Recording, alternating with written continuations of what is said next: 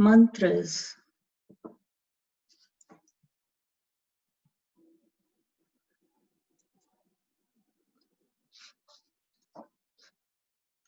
Are they words of power, or are they powerful words?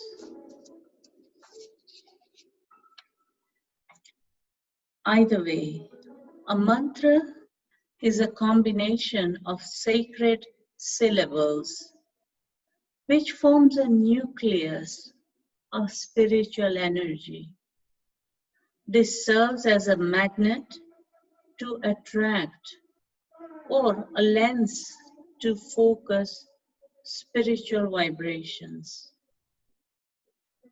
According to the Upanishads, the ancient scriptures, mantra is the primeval ether, the eternal and immutable substratum of the universe, out of which the uttering of the primal sounds, the universe itself was created. The mantras existed within the ether, and they were directly perceived by the ancient rishis or seers, who translated them into an audible pattern of words, rhythm, and melody. The root man,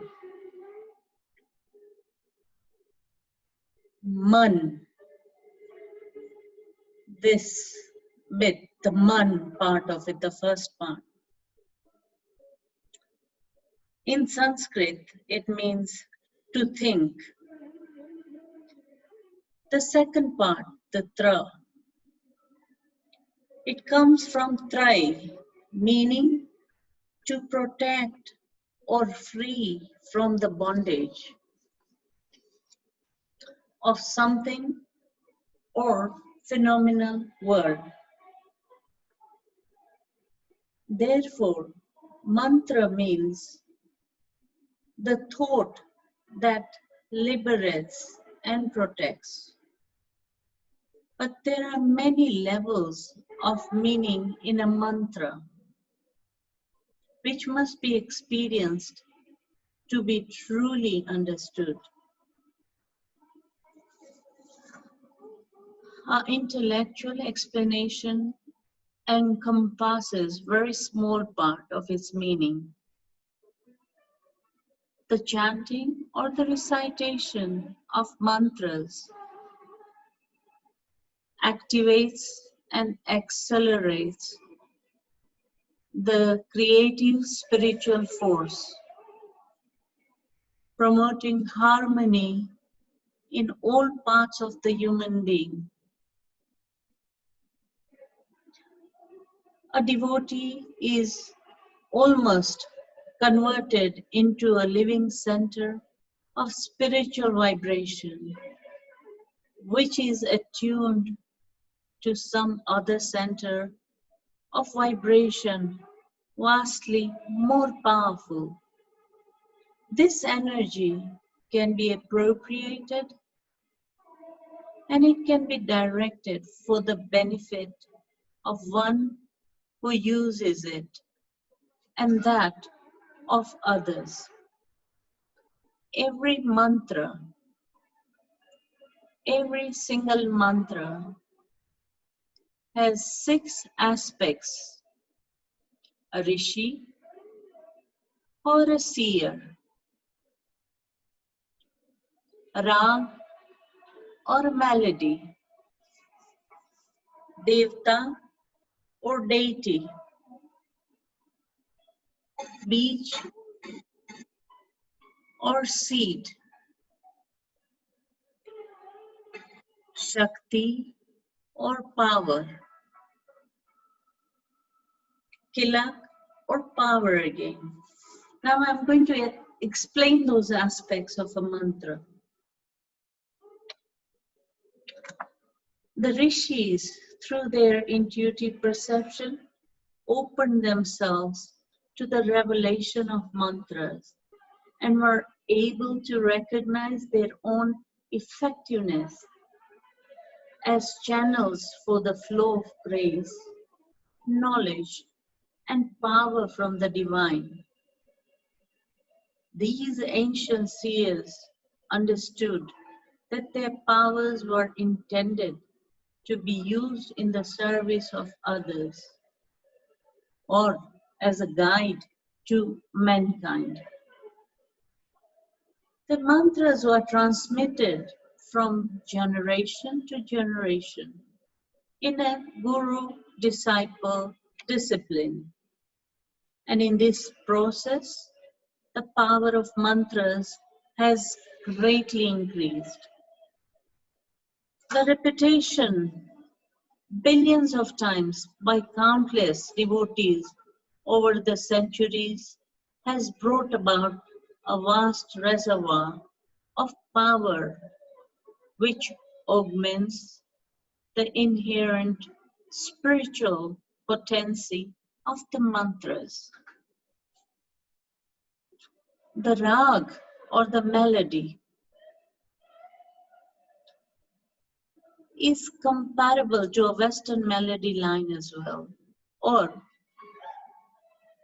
the music that you hear with any song, a sound or sequence of single sounds without harmony.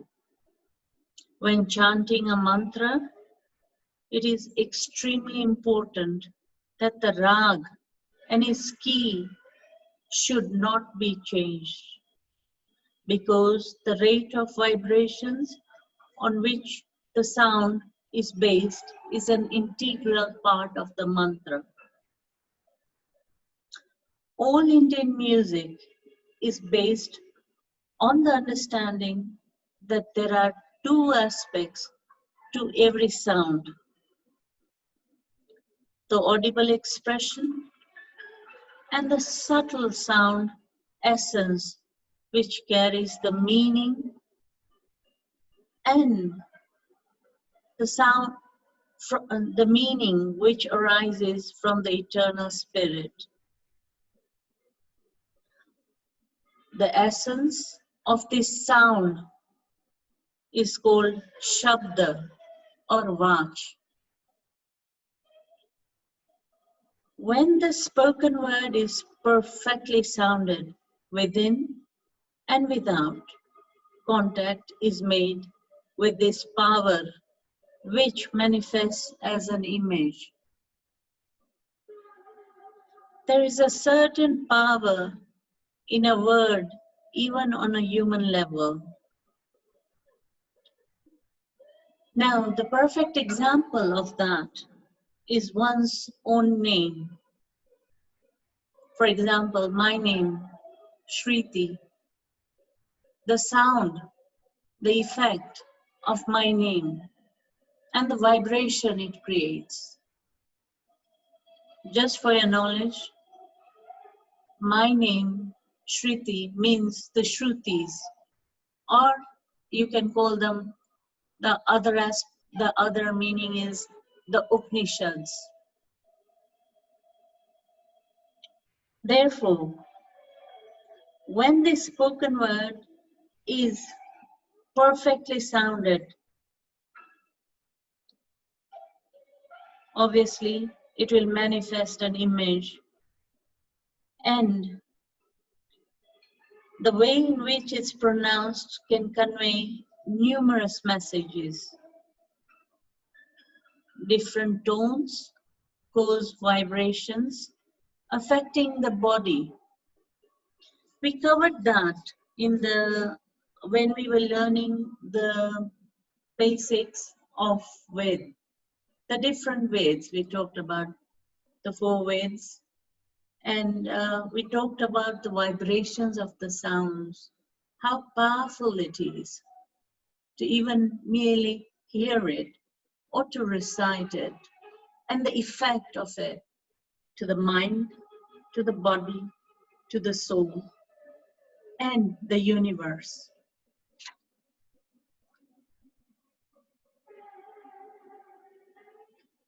However, it can also affect the emotional response of the universe and the body.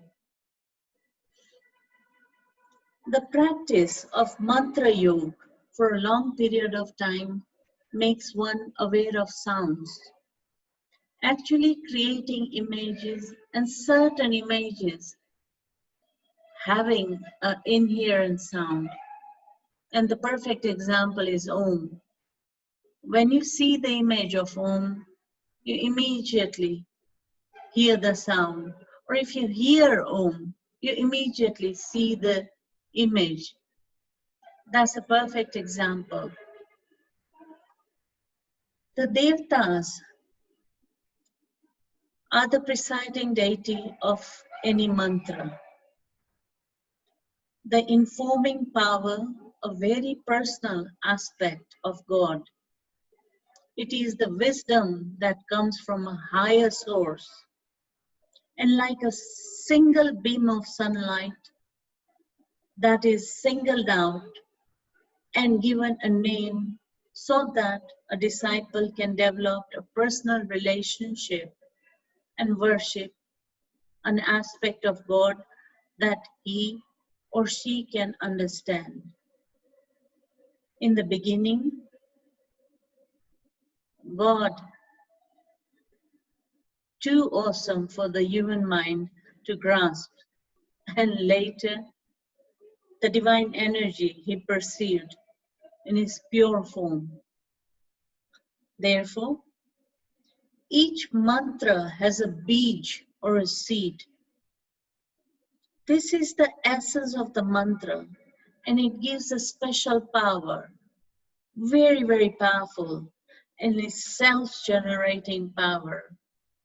Just as within a seed is hidden a tree, right?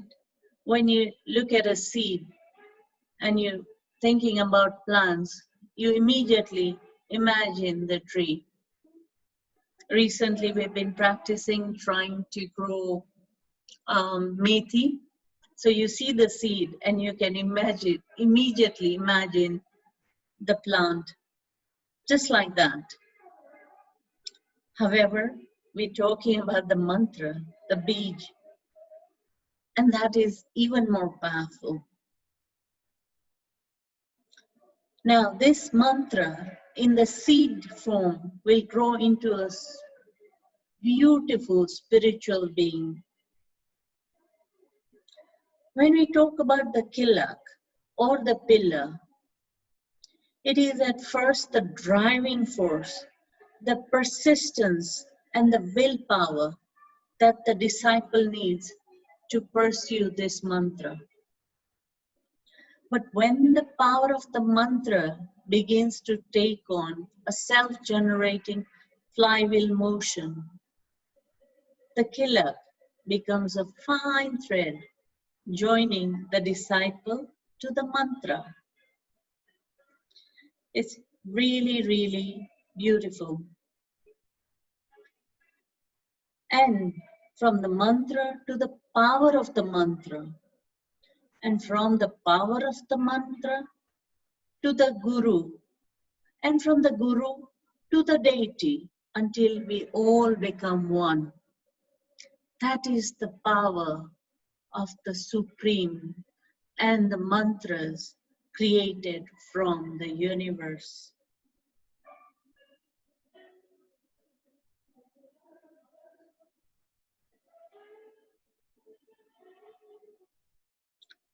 Now, the potency of the mantra is released through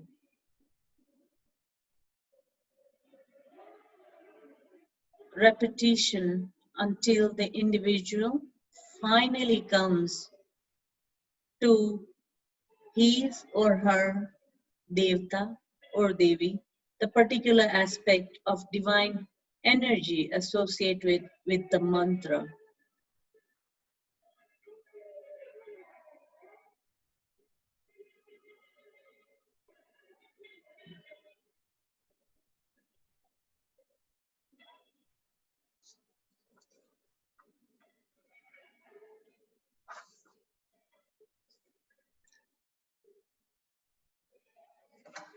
There is a shlok which says, Manna trayate iti mantraha, which means by constant recollection or thinking of the mantra, one is protected from the impact of Maya, the illusory world. Through repetition of these words of power, the goal of the mantra is achieved. This is called mantra yoga. Mantra is not a prayer. Prayer consists of words of supplication chosen by the spiritual aspirant, while mantra is a precise combination of words and sounds, the embodiment of a particular form of consciousness or Shakti. That is the difference between a prayer and a mantra. Mantra is the song of the star, and it will transport you to the star. That is the power of the mantra. Now, excuse me, mantra yoga is one of the manifold yogas. There are about 40 or even more, all intertwined like threads of a cloth. The four principal ones are Bhakti Yoga, which is the yoga of love and devotion, Karma Yoga, the yoga of action and selfless service, Jnana Yoga, the yoga of knowledge and wisdom, and Raj Yoga, called the kingly yoga, a combination of several yogas. On the Yoga Sutras, one type of spiritual practice is sufficient to attain God realization. But since there is an interaction of the body forces, the yogas cannot be totally separated. Also because of physical problems such as restlessness, poor blood circulation, it is recommended that several different yogas to be included in a balanced practice. Many of us here practice Bhakti Yoga. Right now, we are practicing Jnana Yoga, etc. Now, the chanting of a mantra is called Mantra Yoga. When the mantra is spoken aloud, for example, we say Om. This is known as Vaikhari Japa. When whispered or hummed, it is called Upamsu Japa. When repetition is mental, we don't say it via words, we just repeat it internally, mentally. It is called Mansik Japa. And when it is written mantra, many people write mantras regularly in a book. And that is how they do the mantra upasana. That is called Likhita Japa. The use of mantra in any of these forms is effective in securing single pointedness of mind. The most subtle Mansik Japa, although very, very powerful, it will be difficult for those who are just beginning a mantra practice. Alternating it with vocal repetition helps to keep the mind from wandering. You know, we're often sitting with the mala and we're doing japa, and the mind goes here and there, searching for everything under the sky, but focusing. Therefore, it helps to alternate it with vocal repetition. Likhita mantra can be done in any script, in any language, but it should be consistent for those chosen length of time. These repetitive writings bring peace, poise, strength within, and may also be used to alternate with other forms of japa, like Hari or Upamsu as well. Eventually, it can lead to mansik. Chanting a mantra with devotion and concentration attunes the individual through divine melody and has a harmonious influence over the whole body and mind. It is most important to use the correct rag melody always, since precise rules governs the interrelation and sequence of sound. Each rag, which is a particular combination of sound, is claimed to reflect the laws of the universe and to be in perfect harmony with it at a time it is sounded. You know, when we do these prayers, the Vedic prayers that we're doing, the whole idea of these prayers is to do it in a particular melody. Om Asato Ma Sadgamaya. You know, we say it in that way. We don't just say, we could read it easily, Om Asato Ma Sadgamaya, but we don't do that. We do it in a particular ra or melody. And the whole idea behind that is this very essence. It is important since each rag is a particular combination of sound and it's claimed to reflect the laws of the universe and is perfect harmony the way it sounds. Sound results from the union of breath and intellect from the human being. The one who chants will be brought to harmony as well.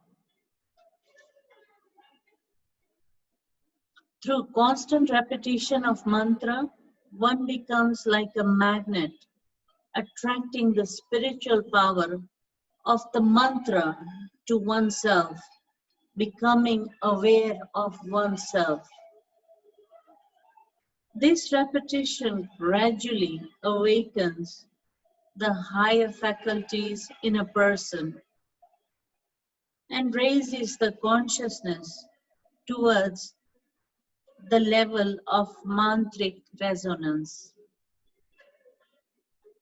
According to the Vedic teaching, a mantra has the power of releasing the cosmic and supracosmic consciousness. It also bestows freedom and ultimate illumination and immortality. Not only does the person reciting it, but also those who listen and attune themselves to the spirit of the singing. This serves not only as an aid to meditation, but it is in fact a form of meditation in itself. Chanting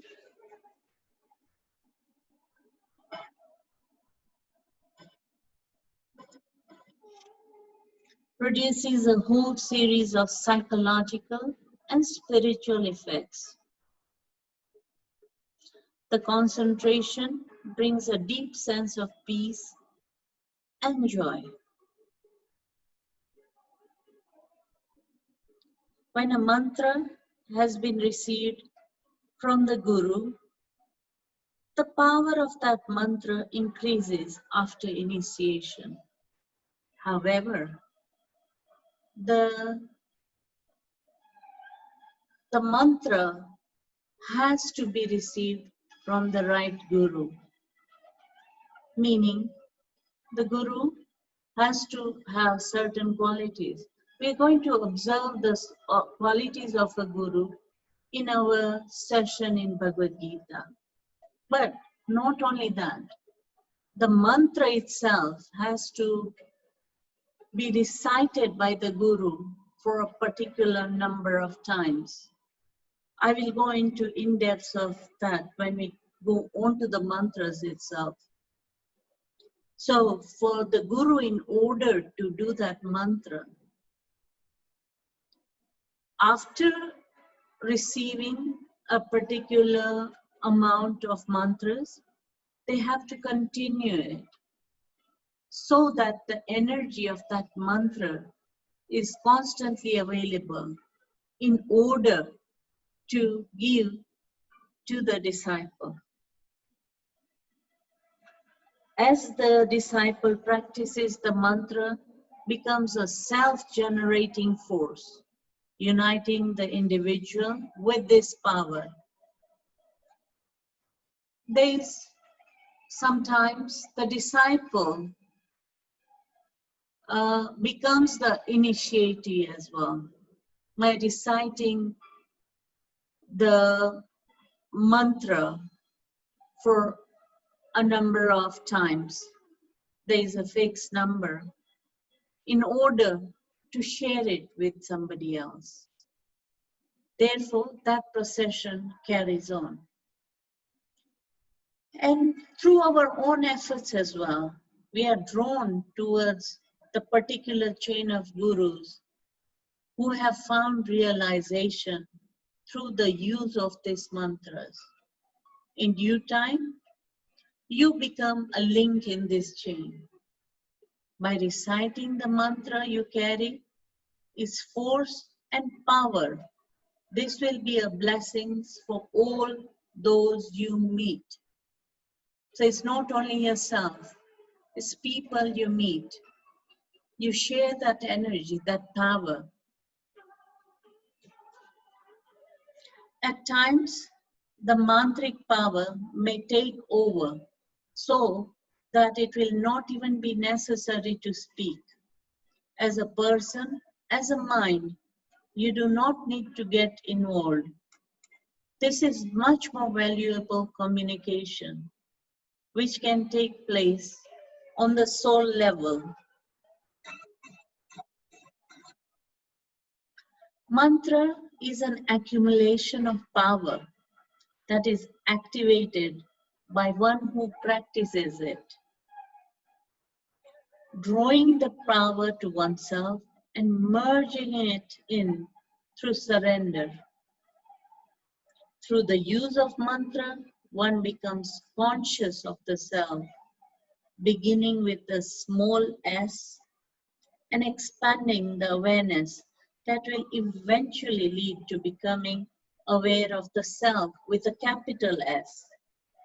This result eventually in achieving unity of the lower S and the higher S, meaning the self, the inner self and the outer self becomes one. Consciousness is completely lit up, and the automation that it creates a powerful machine, and the energy that's available in that is incredible.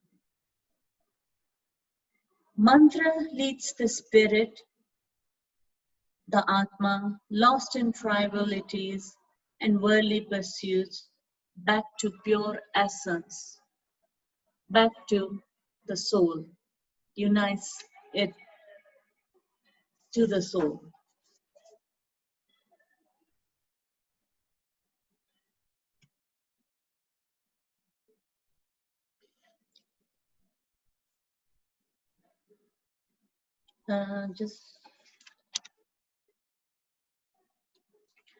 Okay.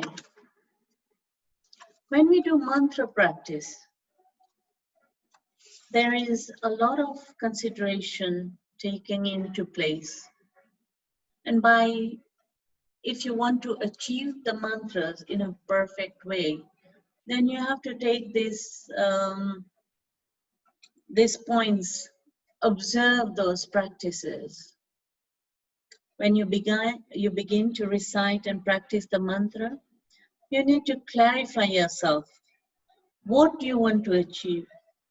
That is the first and foremost question. What are you achieving?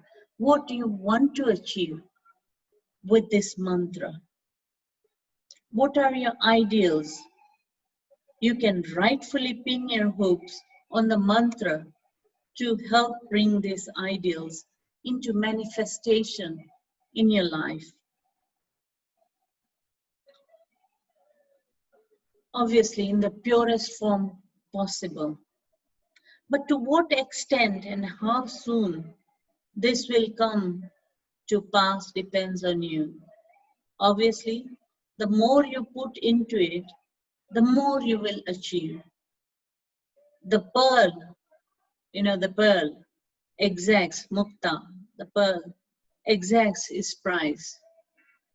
Yeah? As you chant, observe the mind. You may be shocked at how easily the mind can be sidetracked and how quickly you get bored. Remember, we had a session of mantras and japs and prayers together. If we were doing that alone, imagine, I got this as feedback from everybody as well. A lot of people told me that if they had to do those japs for the 3 hours, in fact, we went over 3 hours during the solar eclipse, you'd easily get bored and your mind will just go off to other places. And everybody said, well, almost everybody who commented didn't even realize how fast the time went by and how focused everybody remained, because it was a common focus, common goal. So it's important to observe the mind. You may even begin to doubt your sincerity in desiring God or desiring to become single-pointed, as you watch the mind finding 100,000 excuses. Perhaps you will tell yourself that doing a charitable act would be more worthwhile way to spend your time than do the mantras. But you miss the point when you start thinking this way, because it's a completely different practice. As we talked about the different ways, you will be far more helpful to others when you have gained some spiritual power. The choice of the mantra is extremely important, because the success of this lies in the mantra which you can best surrender to. There is a specific mantra for each and every individual which is reckoned with their Ishtadev. This does not mean that the two people will have the same mantra. However, in Nad Yoga, the yoga of the sound, there is a particular sound, a particular vibration to which your body will respond. The mantra that is designated for you corresponds to your spiritual nature. There are many ways in which mantra may be chosen. You can chant a mantra to which you simply feel drawn to naturally or attracted. Or if you are fortunate enough to find a true guru, a true guru, your guru may choose the mantra to which is best suited for you. Having chosen or been given your mantra, stay with it until you have had some experience of its power. Resist the temptation to change to another one, thinking perhaps you made the wrong choice, or because you're bored, and because the high notes are too difficult for you to reach. Begin with one mantra and lay a good foundation. Only at a much later stage of your development can you choose 2 or 3 mantras simultaneously. Okay, okay. And then there's 2. In the practice of Japa Yoga, a mala is used to assist. Okay. Mala, string by the of doctor beads. here, at the walking center. Yeah. It's used in counting the repetition of the name of a divine aspect. Yeah. It could be any mantra to do with Shiv, Shakti, Vishnu, Krishna, Ram, I think, Om, do you know what would make any difference? any. 9:30, his appointment. A mala is a string of It's already 108 9:30, so it beads, won't make any difference at all. usually made of sandalwood, tulsi, or rudraksh beads. We also get them in certain gemstones. No problem. And Sorry, crystals. can everyone mute themselves, please? The number 108 is a holy number. 1 means one line, symbolizing God, the supreme energy, the power from which all other lines, circles, or movements come. 0 is Sorry, Nita, can you please mute yourself? a circle representing God's creation as complete and perfect. 8 is the sign of eternity. Creation goes on eternally. So this brings in time element. Time can be stretched or compressed. This understanding comes only through practice. The mind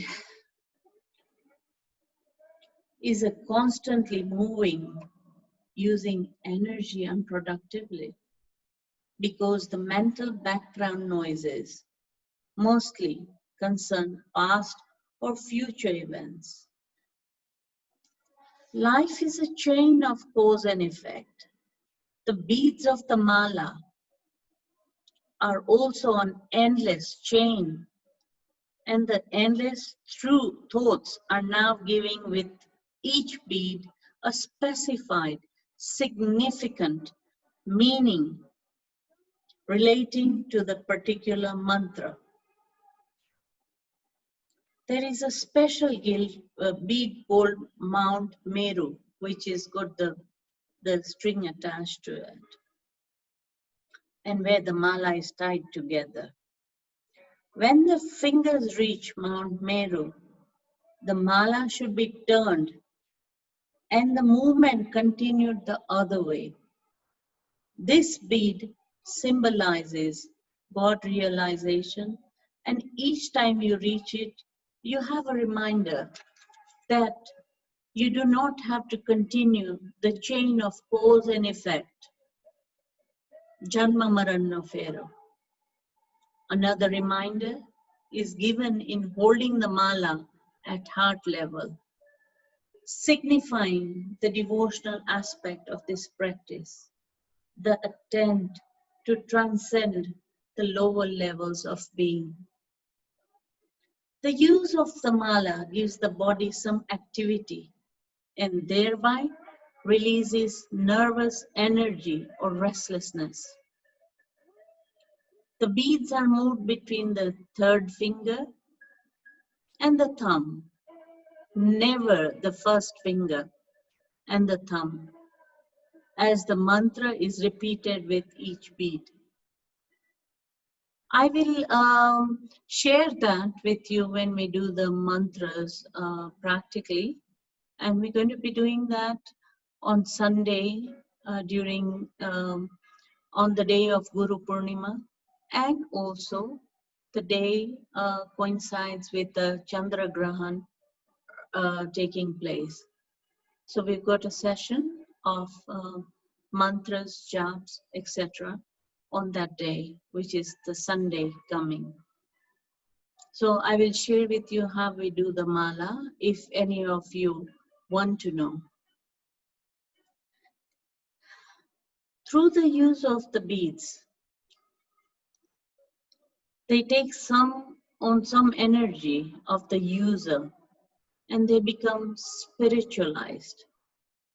The mala is made from the tulsi tree and is a little rough at first, but the beads become smooth from the practice. Some people also wear the mala around the neck with Mount Meru in the front. Wearing the mala reminds you of your purpose in life, to realize God, the self, because you feel when you move in all your daily activities. People also place it under the pillow or at the temple at night at your altar. Especially for the busy Western people, the practice of mala has therapeutic value because of its benefit of concentrating the mind, directing the emotional, and focusing on the body, all of which lead to the spiritual realm. To get the greatest benefit from the mantra practice, set a definite period of time. Timing is of essence.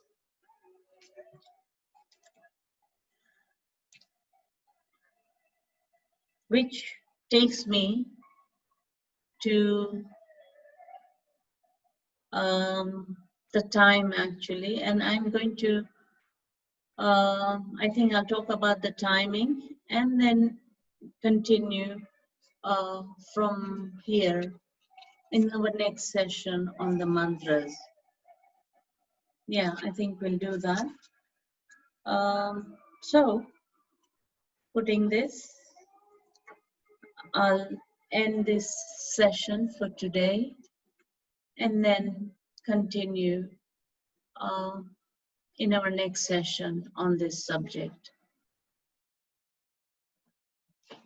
Any questions on this session, please? Shriti, Jai Shri Krishna. Shriti? Yeah. Jai Shri Krishna. You know, you said the 108. Yeah. Sorry, I didn't hear that fully. Is it possible to say that again? What does the 108 stand for? The meaning of it again, please? Yeah, sure. Okay. It's very, very defined. And basically, it's also connected to 108 number. It's a divine number. It's a complete number, basically, right? And the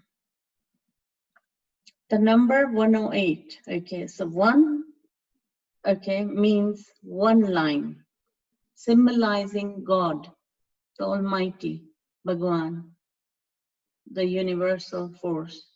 Yeah, okay. The supreme energy and the power from which all other lines, circles, or movements come. Okay, that's number 1, the universal energy. 0 is completeness. Completeness, because it's a circle, is complete. There is no gaps in between, right? So, a circle representing God's creation as complete and perfect, right? So that's 1, 0. 8 is the sign of eternity. Creation goes on eternally. So this brings in the time element, the time, okay? So time can be stretched or, you can compress it, right? This is through practice. It can only be done by yogis. Therefore, 108 is the complete number. Thank you, Jai Shri Krishna. Okay, welcome. Is anybody? Shriti, Hmm? Jai Shri Krishna. Yes, Shri Shriti, Krishna. you said mantras are prescribed to individual for Mhm. their any issues, right? Yeah. So does that mean that we only continue with that one? Okay, can we incorporate, like we're doing Sri Krishna Sharma Master, can we incorporate that, or we have to do only which is prescribed at that moment? No. Basically, the whole idea is one who is trying to practice achieving an objective, a particular goal via a mantra, okay? For example, somebody might be using Om, just Om. Or somebody might be using Om Namah Shivaya, or somebody might be using Sri Krishna Sharanam Mama, or Hare Krishna, whatever mantra, right? But when we talk about achieving the actual energy of that particular mantra, then you have to focus only on that mantra. Once you have achieved that and experienced some spiritual experience and gain from it, then you're at a stage whereby you can incorporate other mantras. One should not diverge into all the mantras under the sun, because every individual is meant to concentrate, and or every individual is attracted to a particular mantra from their soul. I'm not talking about the body, right? And the vibration it creates is creating your spiritual upliftment, your destiny, whatever mantra you're doing. Now, we're going to also address the beach mantras, okay? I won't discuss that right now, but what I'm trying to tell you is the definition, the different kinds of mantras, and who you receive them from, and for what you receive them for, right? So, if you get it from a bona fide spiritual master, and he has given you a particular mantra, then one should practice that for a particular number of times. I can give you an example, about 1,25,000 times at least, minimum, before you even think of another mantra. Yeah? And this is one of the best ways, mantra jap, nam smaran, yeah, to achieve spiritual heights in life, or the actual we talked about the different loks, yeah, even to achieve any particular lok, there are different mantras for different loks as well, or different deities. If you want to achieve Krishna, there's a different mantra, and even in Krishna, there's multitude number of mantras. It depends on you, what your soul is attracted to. And if you have a mantra given by a bona fide spiritual master, then his energy will also come into you. And if that happens, then you're going to move very fast.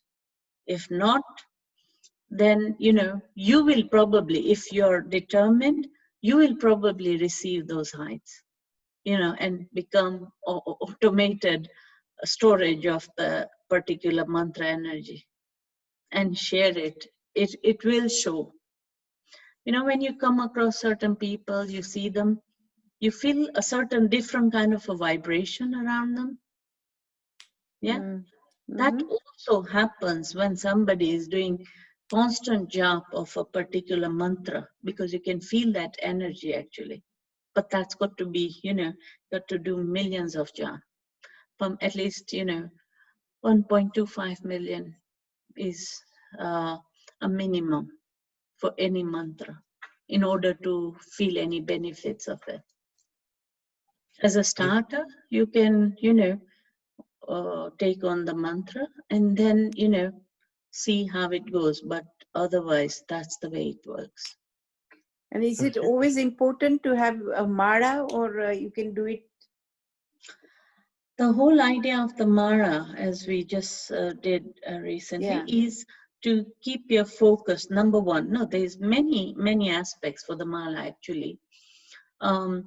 One is to be focused, you know, it helps because your concentration, your bodily, you know, concentration goes on the beads, and then your mind automatically knows that you're doing that jap and you remain in the process, right? That's number one. Number two is the sanctified beads, the tulsi beads, right? They're so sanctified. So the holy beads, you know, project their own energy as well. You know, if the tulsi beads, when you buy them initially, the real beads, they're slightly rough. And as you go on, if you see, the mala will get smoother and smoother. But if it's completely smooth, and it's important that you have your own mala. You don't share with. Yes, it is very important, because all the energy that you gathered in the mala by doing so many malas, you know, you're giving that away, and your particular connection, you know, via the mala, you know, that whole rotary of action, you know, it's like mechanical, you know, from yourself to the mala, to the divine elements, and the sound, the seed, and then back to yourself. So it's all connected to you. So if you share it, whether it's your husband or your children or your friends or family, anybody, you're breaking that. Yeah. So sorry, Preeti, in the Hare, sorry, Shruti, I mean, I shouldn't sort of say, but you know, when I go to the Hare Krishna Mandiro, you know, you see everybody's just got the mala, yeah? They're told to have the whole mala all the time. And they're watching everywhere, and, you know, because they're multitasking and they've still got the mala, yeah? And yet we, you know, the fact that when you sit, and you sit with the mala and concentrate, but when, I mean, obviously this is different. So why is that? We're going to be addressing that in the coming session, but anyway, I'll just share it with you anyway, because you've asked. You see, everybody's goals are different. For some devotees, their whole focus, their whole body, the mind, the soul, everything is constantly connected to the Almighty. Whether they're walking about, whether they're sitting, whether they're doing devotional service in the temple, gathering fruits, everything is part of that. And yet, by taking the name of the Lord, this is now in devotional practice, right?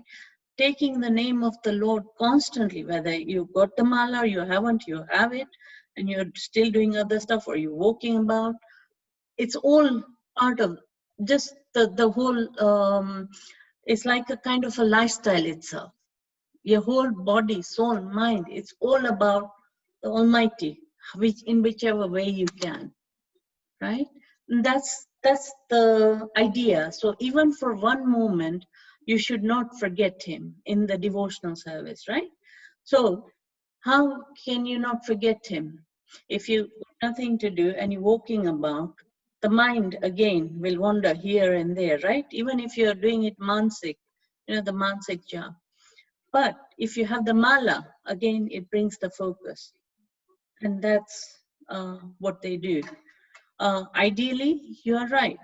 If you want to achieve a particular goal and a development of a particular practice, then yes, the focus, the place, as we continue in the next chapter, we'll address all that. But that's what it is. Yeah. Shriti, Mhm. did you say minimum of 125,000 or 1.25 million? 1.25 million, apparently 1.25 lakhs is used as 1.25 million. That's what I found out recently. So I addressed both. Okay, because 125,000, Yeah. obviously there's a 10 times difference. So just to clarify, that's all. Yeah. No, that's fair enough. I'm using the language. I'll tell you what, Kenya, I was told. Ek Even lakh in 25,000. UK, isn't it? So basically, No, ek not lakh in 25,000 UK. is 125,000. Yeah. And the other one is 1.25 million. So that's a big difference. Yeah, that's So right. Yeah. which one But would it be? by the way, just for your information, if we add that 1 0, we will achieve infinite. I can tell you that. That is true. That is true. So it's 125,000 minimum at least. Yeah. Okay. Yeah. And one more thing, when you said the Mara Gita Ben asked just now, the Mm. same Mara, fine, that I've understood, but sometimes a Mara can break, something can happen, and you've done it for about 10 years. Yeah. That Mara breaks, and then you have to have another one which Guru can give prasadi tarike. Or whichever. What happens to that then? No, you can keep those energized beads if you want to, or you can immerse them in water, flowing river. The reason for that is all that energy, you've put it into the universe, so you're not going to lose it. It is for you, but the universe is taking care of it. So by immersing those beads that are broken into the river, you've done that action. However, the fall roop is already transferred to you.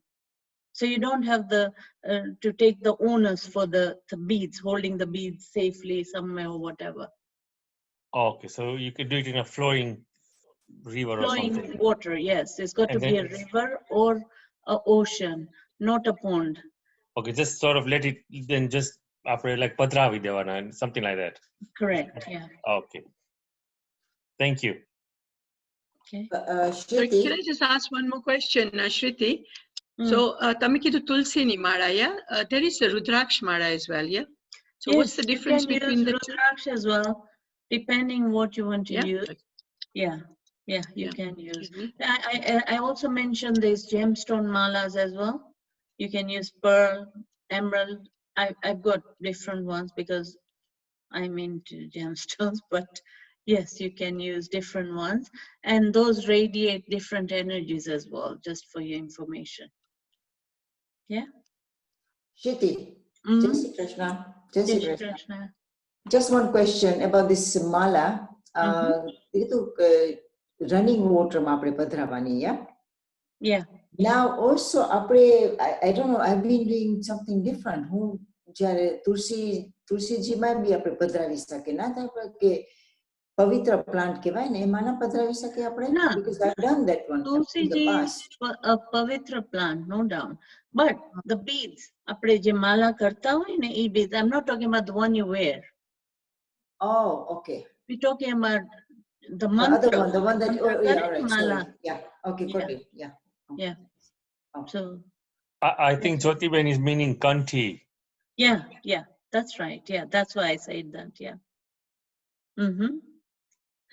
Yeah, sure. Okay. Any more questions? Anybody? Or shall we move on to our next stage? Shruti auntie, Yes. just Krishna. Krishna, Nilam. Yeah. Just a simple question. Yeah. The pronunciation of mala, is it mala ke mara? Gujarati, Mara. Mara, ne? English mala. Okay. Thank you. Okay. Okay. So, Sorry, one more question, Shruti Aunty. Sure. With regards to like, say for example, Hanuman Chalisa, Yamnashtak, etc., etc. The what's the word I'm looking for? The not preferred, but I can't think of the right word. The amount of times you should do. First of all, is the Yamnashtak and Hanuman Chalisa mantra, or is it something? Is it? It's not a mantra, is it? No. No. It's Hanuman Chalisa is basically is a collection of mantras, you can put it. It's a bit like a Samhita, but it's more like prayers. These are prayers. Just like Yamnashtak. Yeah, Yamnashtak as well. It's stuti. Yamnashtak is a stuti. Okay. Okay. Yamnashtak is not a jap, and neither is Hanuman Chalisa or. But the other one, Trayambakam Shivji nu Karushe, that is a mantra. Okay. What's that called? Trayambakam Yajamati. Yeah. Now that's Trayambakam Jayamaji. yeah. Shruti, Mahamrutyunjam. Mahamrutyuna jap, what is that then? Mahamrutyunjay jap. That is a mantra. That's actually a mantra. Yes. Yeah. That's for the, okay. Yeah. We'll go into the different mantras and japs in our second or third session on the So Shruti mantras. Aunty. Yeah. So basically, mantras that your guru gives you, or something that you want to achieve individually, in terms of spirituality or religious wise, it's okay. So say for example, so with regards to mantras, it's personal as to how many times you wish to do them, right? Or if your guru has told you do this mantra, say 20 or 30 times a day, then that's what you adhere to. But with regards to like normal things like, sorry, not normal, like the stuti of Yamnashtak or Hanuman Chalisa, that in particular, if you have to do, say if I do it once, should I do it instead of once, like a certain amount of times to make it, like should I do it 11 times if I'm doing it, or is it okay just to do it once? Or do you see what I mean? Well, it's a stuti, okay? It's a kind of stuti is a prayer in praise of a particular deity, okay? So that is in praise of Sri Yamnaji. So, for example, on that one, that is not a mantra jap, so you don't have to do sawa lakh. But there are people who go to that extent, and that's fair enough. That's their own personal, you know, they're performing a particular aradhana or whatever, right? That's okay. However, Yamnashtak is a combination of 9 verses. So is you it do 9? Okay. 9. Okay. And you have to do it 9 times. 9 is the actual figure. But people in general say Oyar or whatever they feel like, but it's actually a figure of 9.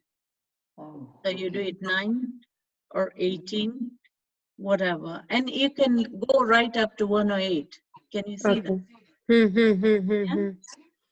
Also, I don't know if this is a myth or not, so I'm hoping you can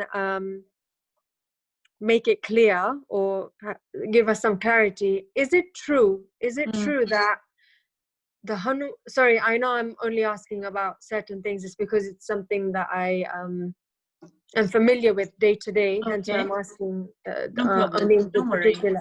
So the Hanuman Chalisa, is it true that women should not recite the Hanuman Chalisa, or was there some sort of a thing like that where actually it's a man thing to do, or am I wrong, or have someone told me a porcupine? Okay. Now, this is not only related to Hanuman Chalisa, Neelam. It's also related to Gayatri Mantra. Now, we're going to be addressing this a bit further down in this series of the mantras sessions. We're going to have about 3 sessions, and one of them I'm going to go slightly more in depth into it. So I would prefer if you could wait for that, because if I take a short part of it, it won't make much sense. And I don't want to go through the whole thing without going before that to make complete sense of the whole answer. Do you understand? Yeah. Yeah. Fine. So Yeah. please bear with me until then. But yes, we do have. There's a story behind it. Anyway, okay. Yeah. Thank you. Welcome. Sweetiben, Okay. So yeah. Sweetiben, Jai Shri Yes. Krishna. Jai Shri Krishna. Yeah. If your guru didn't give you any mantra, then how do you know which mantra you have to do and when? Okay. Right. If you haven't been given a mantra, then the best thing to do is to see what mantras are you exposed to, number one. What do you want to achieve? Okay, number two. And what deity, idol, or which god, put it that way, Devi, Devta, whatever, you're attracted to. Your inner self, I'm not talking about physically. Or if you're attracted to Om as well, just Om. So you have to, one has to decide that from inside, not with anybody else's influence, but see how you feel internally, because you will get the answer. Based upon that, let's say, for example, one is attracted to Shiv for any reason, okay? Then, obviously, the best mantra, the most well-versed mantra in Shiva is Om Namah Shivaya, right? So, how do you get that? If you don't have a guru who can give it to you, not to worry. Because as long as you have decided, okay, this is the mantra, think of the deity, because I'm going to focus on this on the next session, but I'll tell you, think of the actual swarup of Shivji, as we discussed, you know, the words and the form, they should be fixed in your head, right? And based on that, start doing it yourself. 1 mala minimum, but the total sum 1.25 lakhs. Okay, and once one does that, by that time, without a doubt, the Almighty, you know, the Swarup that you're focusing on, the energies will give you some experience, and you will find your way, because it will provide you with everything you need via books or via gurus, via anything, via devotees. Gurus are not only those who reside in the ashrams or in temples, okay? A guru can be even your friend, it could be your parents, it could be your family member, it could be a relative, it could be anybody. Definition of guru is not limited to a particular place. Yeah, it's not a temple or it's not an ashram, not necessarily. It can be that as well, obviously. That's where most people focus on and think, oh, gosh, but somebody else could advise you, your family member, your son, anybody can. But as long as it appeals to you internally, because if it doesn't appeal to you internally and somebody forces it on, you will never achieve the fruits of that mantra. Because it will always create an impediment on your focus. Yeah? Yeah, thanks, Sweetiben.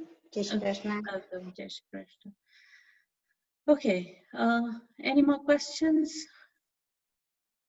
Or are we done? We need to move forward because the time is clicking. Okay, We'll right. take the questions next time. So let's Perfect. go on homework. Okay, yeah. I'm sure, yeah, because everything will come through on the second part. Now we're going to move on to the Bhagavad Gita. Okay, everybody, let's have some lovely feedback on the homework. Ooh, quiet all of a sudden. What happened?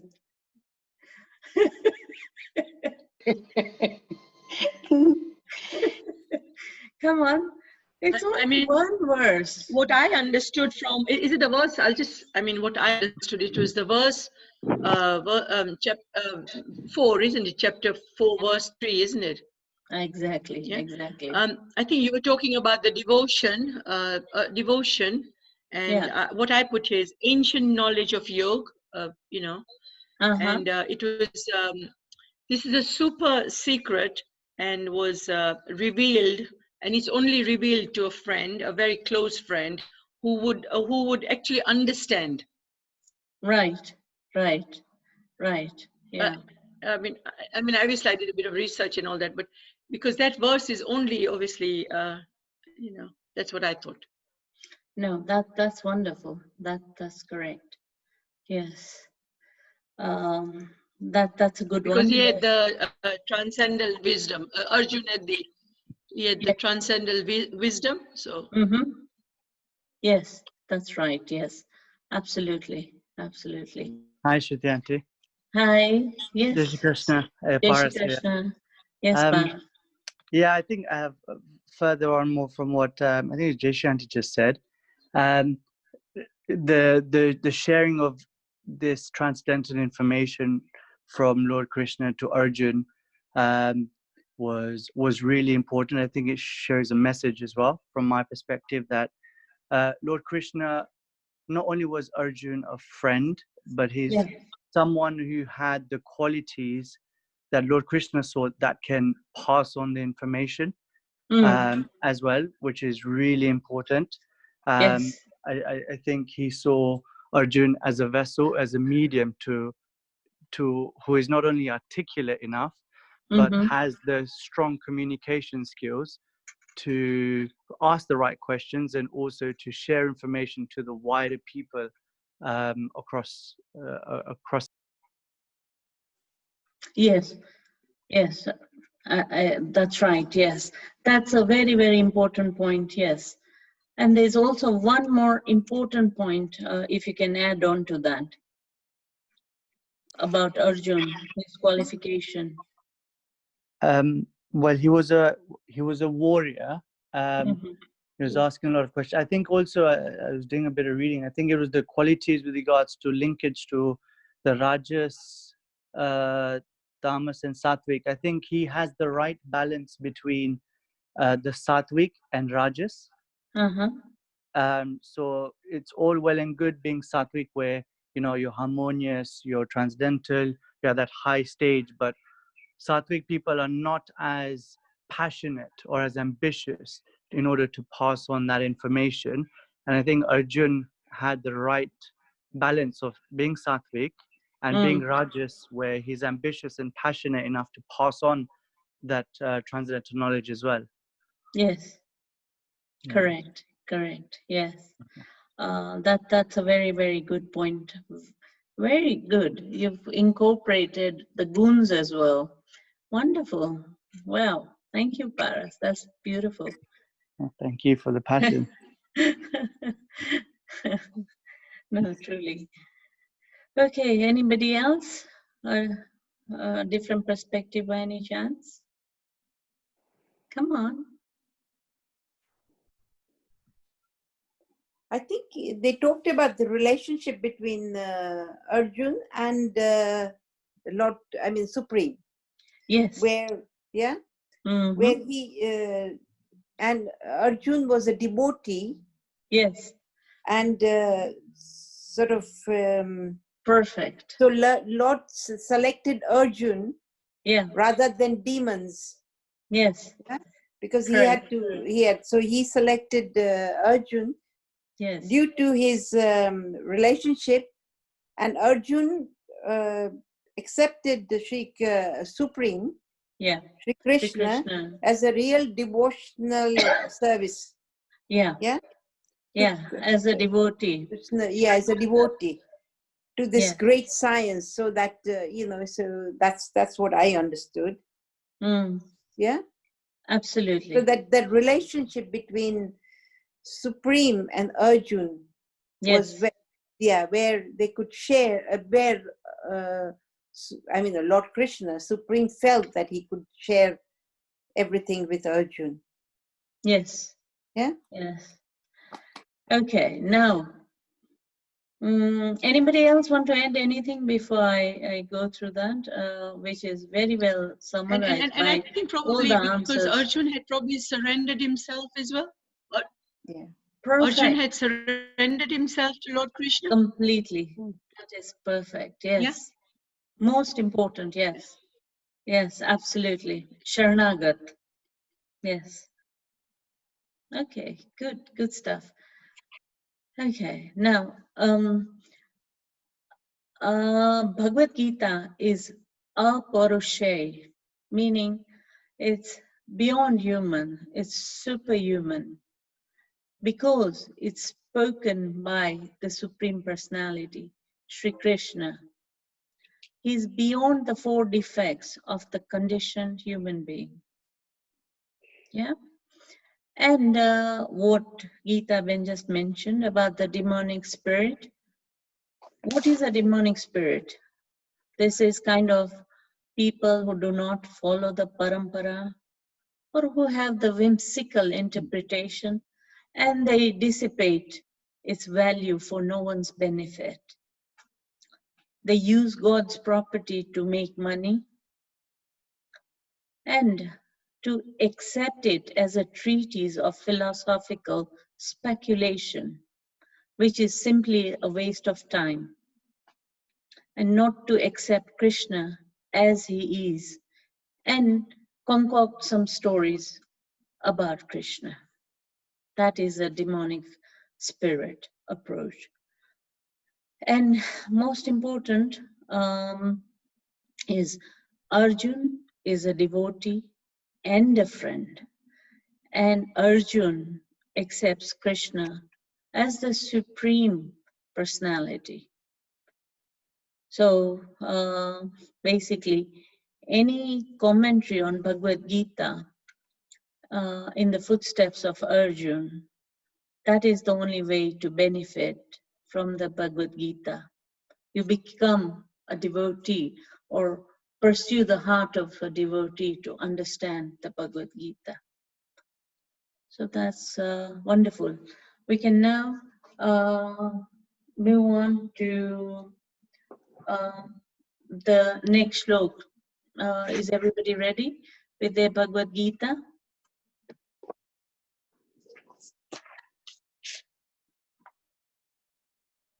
Jayshree? Yeah. Can you play that? Yeah. Arjuna uvata aparam bhavato janma param janma vivatvatah khatame tatijaniya svamādau kyoktamaniti. ભગવાન આપનો જન્મ તો અપરમ અત્યારે થયો છે અને મારી અંદર સુરાનો સંચાર બહુ જૂનો છે, તો હું કઈ રીતે માની લઉં કે આ યોગને ભજનની શરૂઆતમાં આપે જ કયો હતો? આ વિશે યોગેશ્વર શ્રી કૃષ્ણએ કહ્યું,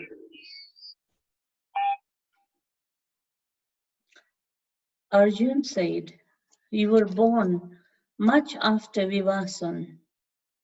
How am I to understand that in the beginning you instructed this science to him?" Vivasan, the sun god. So Arjun is very much puzzled by that apparent, indifference in the timing of events in Sri Krishna's statement. The sun god has been present since almost the beginning of creation, whilst Sri Krishna has only recently been born in the world. So if Sri Krishna is the son of Vasudeva and Devaki, then his statement that he taught in this science to Vivasan, the sun god, appears inconsistent to Arjuna. And he inquires about it. Arjuna's question invites an exposition on the concept of the divine dissension of God. And Sri Krishna responds to it in the subsequent verses. Now, why does Arjuna question about this doubt? It's not because he doesn't believe in Krishna, but this is to defy the demonic and atheists who say Krishna is ordinary. He also wants Krishna to speak with authority. And benefits of Krishna speaking. Krishna's speech is auspicious for the whole world. Devotees always welcome and worship such statements. They're always eager to hear more and more about Krishna. And he also wants the demons to know that Krishna is superhuman, transcendental, and above modes, time and space. But is Arjuna convinced of Krishna's position? Yes, he is convinced. But that will be in the chapter 10, we'll hear in that part of the chapter. Okay? Verse chapter 4, verse 1. बहूनि मे लभीतानि जन्मानि तव चार्जुन तान्यहं वेद सर्वाणि न त्वं वेत्थ परं तप. અર્જુન, મારા ને તારા અનેક જન્મ થઈ ગયા છે. હે પરમ તપ, તું એ બધાને નથી જાણતો, પરંતુ હું જાણું છું. સાધક નથી જાણતો, સ્વરૂપસ્થ મહાપુરુષ જાણે છે, અવ્યક્તની સ્થિતિ વાળો જાણે છે. શું આપ બધાની જેમ પેદા થાવ છો? શ્રી કૃષ્ણ કહે છે નહીં, સ્વરૂપની પ્રાપ્તિ શરીર પ્રાપ્તિથી ભિન્ન છે. મારો જન્મ આ આંખો વડે જોઈ શકાતો નથી. હું અજન્મા, અવ્યક્ત, શાશ્વત હોવા છતાં પણ શરીર ધારણ કરનારો છું. The Supreme Lord said, both you, meaning Arjuna, and I have had many births. O Arjuna, you have forgotten them while I remember them all. So Sri Krishna explains that merely because he is standing before Arjuna in the form of a human, he should not be equated with human beings. The president of a country sometimes decides to visit the prison, but if we see the president standing in the jail, we do not conclude that he is also a convict or a prisoner. We know that he is in the jail merely for an inspection. Similarly, God sometimes descends in the material world, but he is never divested of his divine attributes and powers. Now, this verse has been spoken by Sri Krishna to refute foolish people who doubt that he is God. Non-believers argue that Sri Krishna too was born like the rest of us. He ate, he drank, he slept like we all do. And so he could not have been God. Here in this verse, Sri Krishna emphasizes the difference between the soul and God by stating that although he descends in the world innumerable times, he still remains omniscient, unlike the soul whose knowledge is finite. The individual soul and the supreme soul, which is the Almighty, they have many similarities. Both are Sat Chit Anand, eternal, sentient, blissful. However, there's so many differences. God is all-pervading, while the soul only pervades the body that it inhabits. So our soul is just in our body. It's not present in anybody else's body.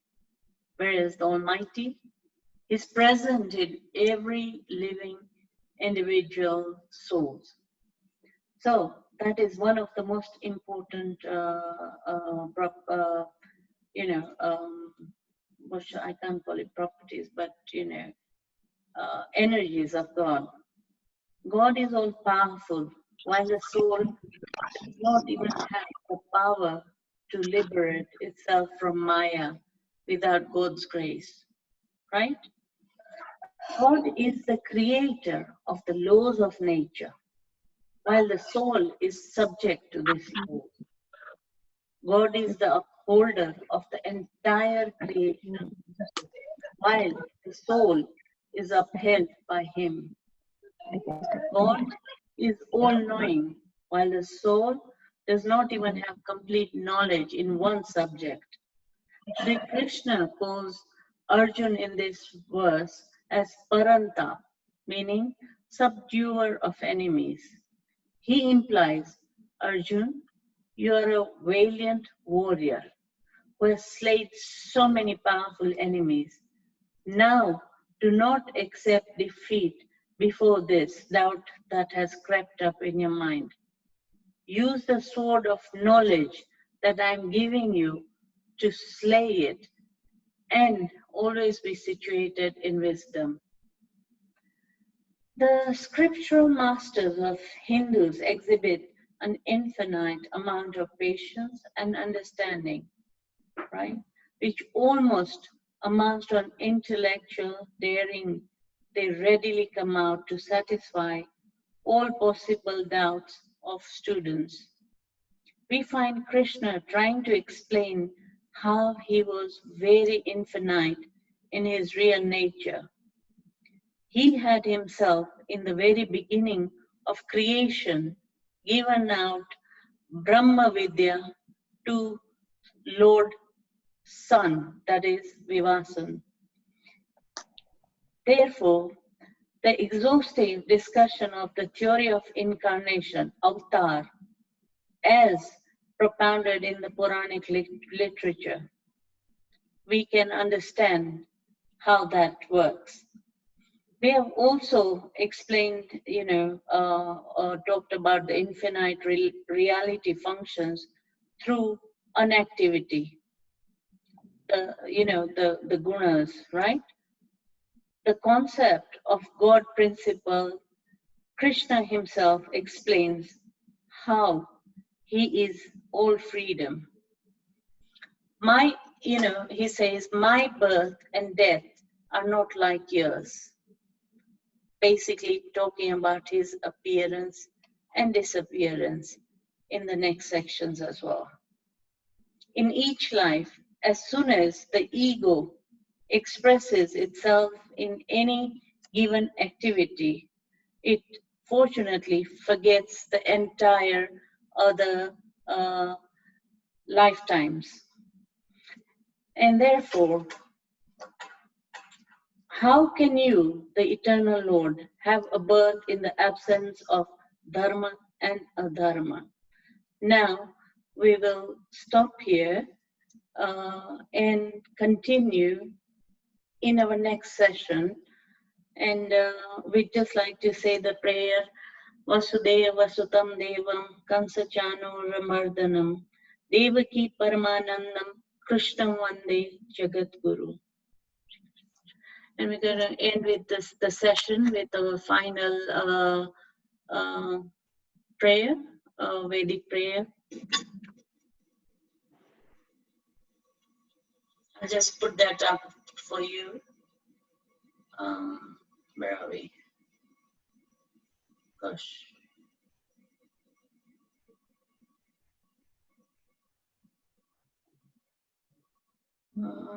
I'm sure everybody's aware of that last prayer, but I will still put it up so it's easier for everybody. We can all say this together. Om